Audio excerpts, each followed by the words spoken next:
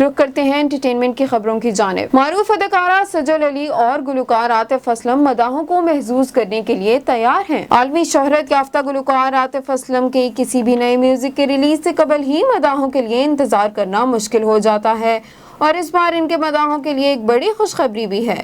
Media reports के मुताबिक गुलकार की नई आने वाली म्यूजिक वीडियो रफ्ता रफ्ता में अदाकारा सजल अली भी जलवागर होंगी। मारूफ पाकिस्तानी गुलकार और मॉडल मीशा शफी योगा टीचर बन गई। इंस्टाग्राम पर अपनी पोस्ट में मीशा शफी ने बताया कि आज इनका ग्रेजुएशन डे था और उन्होंने 200 घंटों पर मुश्तमिल योगा टीचर का कोर्स मुकम्मल कर लिया है और अब वो योगा लाइसेंस की सर्टिफाइड टीचर बन गई हैं। वफाकी हुकूमत और आर्ट्स काउंसिल कराची के तमाम टीवी चैनल्स के ड्रामों के लिए मुश्तरका अवार्ड देने का फैसला किया है। आर्ट्स काउंसिल कराची के सदर अहमद शाह का कहना है कि बेहतरीन ड्रामा और बेहतरीन फिल्म का अवार्ड वफाक देगा। तमाम टीवी चैनल्स के ड्रामों के अब मुश्तरका अवार्ड होंगे। इसे नेशनल अवार्ड की हैसियत हासिल होगी।